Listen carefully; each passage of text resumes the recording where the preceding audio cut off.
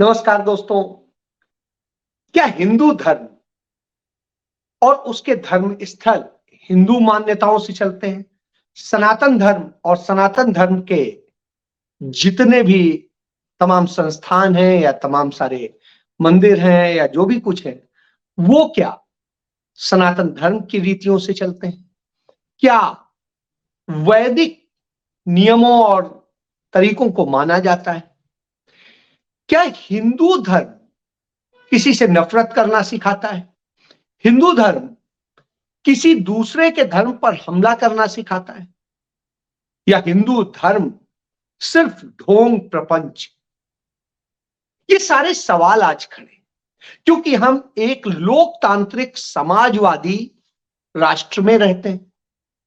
इस बात की हमारे अंदर बहुत ज्यादा उत्कंठा होती है। क्योंकि पंडित जवाहरलाल नेहरू, डॉक्टर भीमराव अंबेडकर, डॉक्टर राजेंद्र प्रसाद जैसे तमाम सारे मनीषियों ने मिलकर के इस देश को एक संवैधानिक लोकतंत्र देने की दिशा में काम किया था।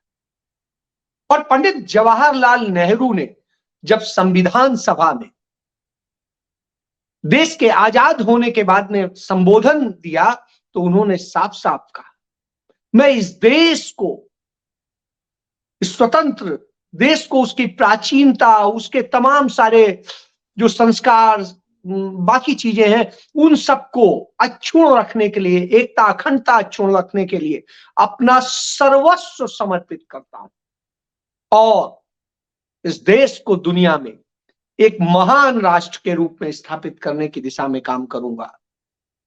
एक ऐसा संघ बनाएंगे जो पूरी दुनिया में एक श्रेष्ठ संघ हो। लेकिन क्या उस दिशा में हम काम कर रहे हैं? और क्या हम उन सारी परंपराओं का पालन कर रहे हैं जो हमें करना चाहिए? तो हमें शायद जवाब आएगा, नहीं, हम नहीं कर रहे हैं। हम नफरत में घुले हुए हैं। हम तमाम दूसरे और ड्रामे करते हैं। मैं आज ये बात क्यों कह रहा हूं? रोज बर रोज बहस चल रही है। तमाम बुद्धिजीवी भी, जो खुद को बुद्धिजीवी कहते हैं, वो भी सवाल उठा रहे हैं कि किसी को राम मंदिर के जो वहां प्राण प्रतिष्ठा होनी है उसमें जाना चाहिए कि नहीं जाना चाहिए, कि कौन कैसे हो। कुछ कहते हैं जाना चाहिए, कुछ कहते हैं नहीं जाना चाहिए। निमंत्रण कार्ड एक पार्टी के लोग बांट रहे हैं, एक उस संगठन के लोग बांट रहे हैं जिन पर तमाम गंभीर आरोप है। इस देश की एकता अखंडता को नष्ट करने के भी आरोप और हमलावर होने के भी आरोप। ऐसी स्थिति में एक जब राजनैतिक कार्यक्रम बन के रह जाए, एक धार्मिक कार्यक्रम, तो जाना चाहिए नहीं जाना चाहिए, इसका बहुत सलीके से जवाब दिया हिंदू और सनातन धर्म के सबसे शीर्ष पद पर विराजमान शंकराचार्य जी ने। पुरी के शंकराचार्य जी ने जो कहा वो बहुत महत्वपूर्ण है। उन्होंने कहा, मैं धर्म के सर्वोच्च पद पे विराजमान हूं, मुझे तो कुछ चाहिए नहीं। मुझे एक निमंत्रण भेजा जाता है कि जो कि मठ में आया होगा, मेरे पास नहीं आया है क्योंकि मैं भ्रमण पर हूं, तो उसमें कहा गया एक मैं और मेरे साथ एक और व्यक्ति आने के लिए वहां अधिकृत। तो मैं वहां क्यों जाऊं जिस मूर्ति को नरेंद्र मोदी स्पर्श कर चुके हों, उसकी प्राण प्रतिष्ठा हो रही हो।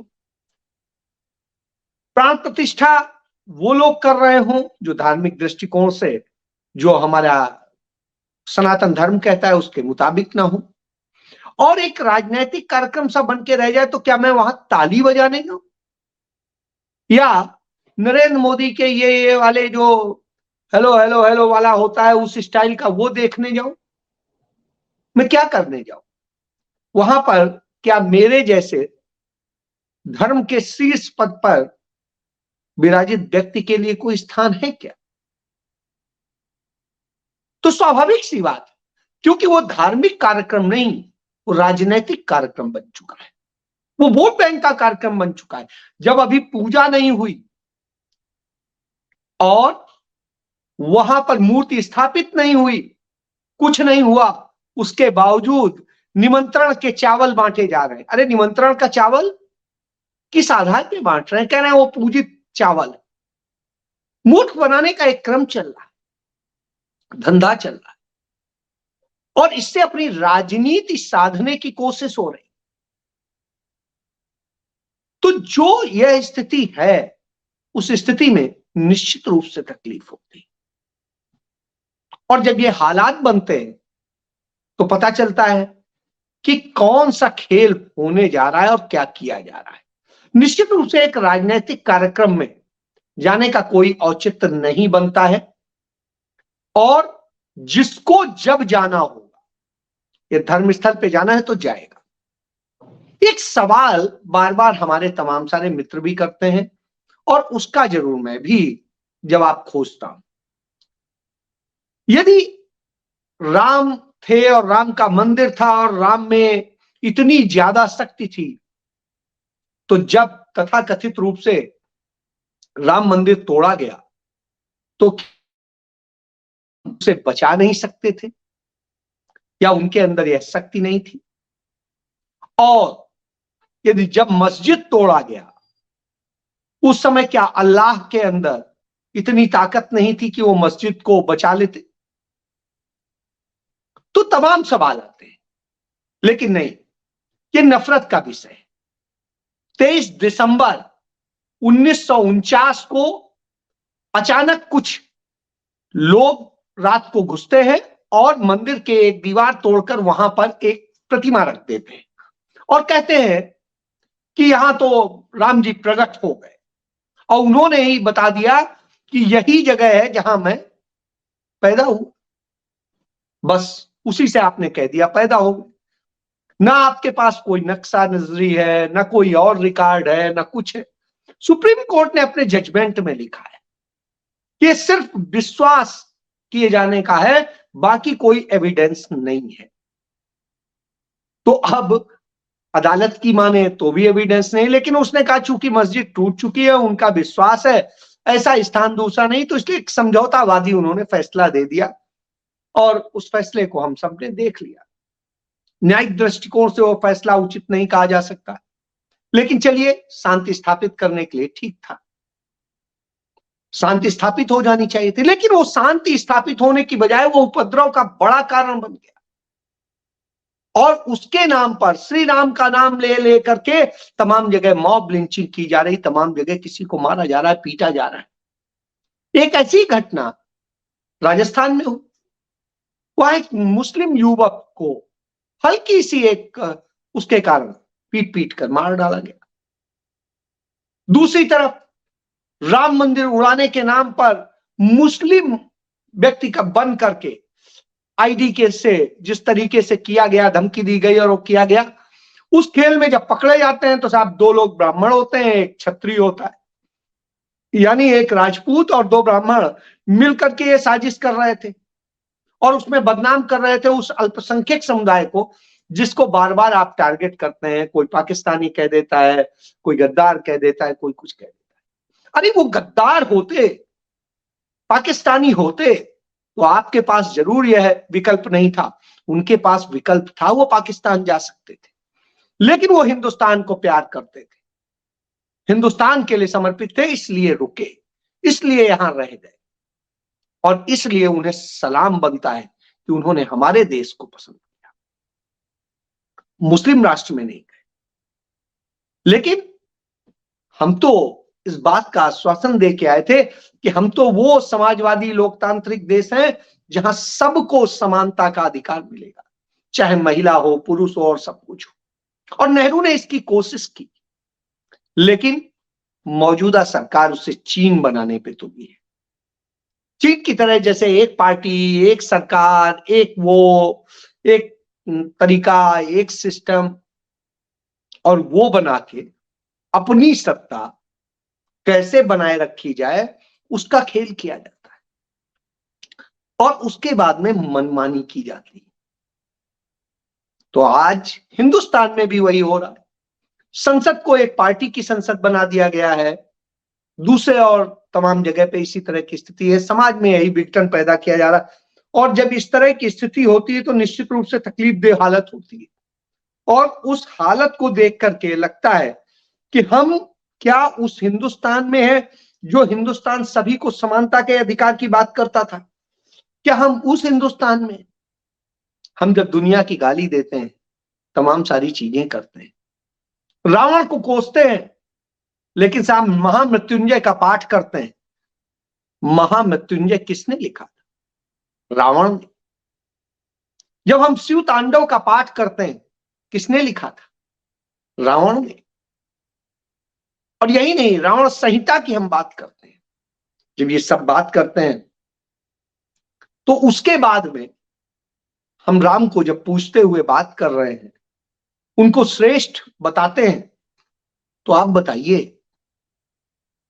तुलसीदास ने जो रामायण लिखी उसमें भी उन्होंने उन्हें भगवान नहीं लिखा, उन्हें मर्यादा पुरुषोत्तम राम कहा, यानी पुरुषों में एक श्रेष्ठ व्यक्ति। और उनके पहले जो रामायणें लिखी गई, 350 रामायणें लिखी गई, और जो उनसे पहले रामायणें लिखी गई, चाहे वाल्मीकि की हो चाहे जिसकी हो, किसी ने भी उन्हें भगवान नहीं कहा, उन्हें मर्यादा पुरुषोत्तम भी नहीं कहा है किसी और। लेकिन यहां जब आप भगवान बनाते हैं तो निश्चित रूप से आप भगवान की स्थिति को आप लीजिए। भगवान इसलिए बनाते हैं, मर्यादा पुरुषोत्तम इसलिए कहते हैं क्योंकि वो श्रेष्ठ उसकी बात करते थे, स्वतंत्रता की बात करते थे, अभिव्यक्ति की स्वतंत्रता की बात करते थे, कि उनकी पत्नी के बारे में जनता ने जब कमेंट किया तो उन्होंने उनके साथ भी परित्याग किया उनका। एक कठोर और गलत कदम था, लेकिन उन्होंने किया कि किसी की अभिव्यक्ति की स्वतंत्रता को नहीं छीना। उन्होंने ऐसा नहीं किया कि उस धोबी को मरवा देते या जेल में डाल देते या कुछ और करते। तो यही स्थिति है। लेकिन जो हमारे प्रधानमंत्री से लेके तमाम सारे लोग महिलाओं को सूप नखा कहेंगे, किसी को कांग्रेस की विधवा कहेंगे, किसी को 50 करोड़ की गर्लफ्रेंड कहेंगे, कुछ ऐसे ऐसे कहेंगे, तो आप समझ सकते हैं कि किस तरह की दशा है और क्या नैतिकता है। इस नैतिकता पर समझना पड़ेगा, और उस नैतिकता के क्षण को जब आप समझेंगे तो आपको पता चलेगा कि इस देश के साथ में किस तरीके से क्या किया गया। तो आप ये देखिए, नरेंद्र मोदी आज जो हिंदू हृदय सम्राट होने की बात करते हैं, 2008 में वो गुजरात के मुख्यमंत्री थे, उन्होंने 80 मंदिर तोड़वाए थे। 2009 में मोदी गुजरात में 300 मंदिर तोड़वाए थे, और 2015-16 में वसुंधरा राजे सिंधिया ने 23 मंदिर तोड़वाए थे, और 2018 में नरेंद्र मोदी ने काशी कॉरिडोर के लिए 50 से अधिक मंदिर तोड़, वहां की प्राचीनता को खत्म कर दिया, वहां की उन चीजों को खत्म कर दिया। फिर भी आप हिंदू हृदय सम्राट के नाम पर लड़ते जाएंगे और इस देश को बर्बादी में धकेलते जाएंगे। जब इस तरह से करेंगे तो आपको समझ में आएगा कि किस तरह से ये इस देश को तोड़ने मरोड़ने और सब चीजों की स्थिति होती है, वह पता चलता है। बहरहाल 8 महीने से मणिपुर में बेटियां हमारी इंसाफ की मांग कर रही हैं, तमाम सारी लाशें इंसाफ की मांग कर रही हैं। उत्तर प्रदेश में एक डॉक्टर को जौनपुर में गोली मार दी जाती है। महिलाओं के साथ जो हो रहा है वो हम देख रहे हैं। हिंदुस्तान में सबसे ज्यादा महिलाओं के प्रति जो है अपराध जो है यूपी में हो रहा है, यानी हत्या भी हो रही है, रेप भी हो रहे हैं, दूसरी और घटनाएं हो रही हैं। लेकिन साहब हम राम राज्य की बात करते हैं, राम मंदिर की बात करते हैं, लेकिन वही स्थापित नहीं होता। हालात ये हैं कि जब हम इंसाफ न दे सकें, कुछ न कर सकें, तो क्या कर रहे हैं। प्रधानमंत्री जाते हैं समुद्र के किनारे, बिहार करते हैं, छुट्टी एंजॉय करते हैं, लेकिन ऑफिशियली छुट्टी नहीं लेते हैं। कहते हैं 18-18 घंटे वो काम करते हैं, और खुद कहते हैं कि कम से कम 7 घंटे व्यक्ति को सोना चाहिए, और यदि 7 घंटे नहीं सोता है तो मानसिक रूप से बीमार होता है। तो साहब जब 18 घंटे प्रधानमंत्री काम करते हैं तो 4 घंटे से ज्यादा नहीं सोते होंगे, और फिर वो क्या हुए इससे समझा जा सकता है। चलिए, ये सारी बातें, इन्हीं सारी स्थितियों के कारण हिंदुस्तान में अन्याय का शासन स्थापित हो गया है। राम राज्य नहीं, अन्याय का शासन। देश को टुकड़े टुकड़े में बांटा जा रहा है, कहीं जात के नाम पे, कहीं धर्म के नाम पे, कहीं किसी नाम पे। इसी को लेकर के 14 जनवरी से राहुल गांधी मणिपुर से ही भारत न्याय यात्रा शुरू करेंगे। जो भारत जोड़ो न्याय यात्रा शुरू होगी, इसका मकसद जो ये 6,500 किलोमीटर चलेगी, और इस यात्रा के दौरान उन राज्यों को, उन लोगों को संबोधित किया जाएगा, उनके साथ बात की जाएगी, उनसे मिला जाएगा जो तमाम तरह के दर्द से ग्रसित है। उनको कैसे इंसाफ दिया जाए। 2 करोड़ रोजगार हर साल देने का वायदा किया था, नहीं मिला, वो कांग्रेस कैसे देगी, इंडिया गठबंधन कैसे देगा, इसके बारे में चर्चा होगी।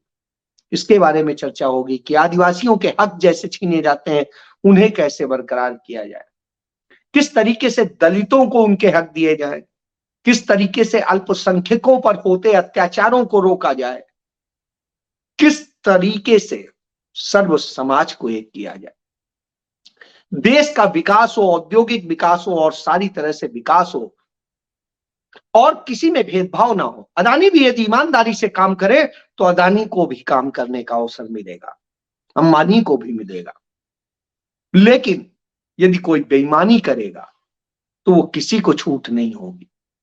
किसी के लिए सरकार धंधा नहीं कराएगी, दलाली का काम नहीं कराएगी। इन सारे एजेंडे को लेकर के ये पूरी यात्रा है, जिससे आम जन का पैसा आम जन को मिले।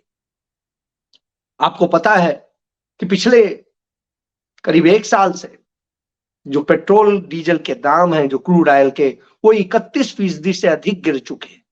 बावजूद इसके उसका लाभ इस देश की जनता को नहीं दिया गया। महंगाई की मार से बिल्कुल झेल दिया गया। क्यों? जिस तरीके से इस देश के लोगों से 30 से 35 लाख करोड़ रुपया पेट्रोल डीजल के नाम पर उनकी जेब से लूट लिया गया है, मुनाफाखोरी की है सरकार ने, और वो चंद पूंजीपतियों के जेब में डाल दिए गए हैं।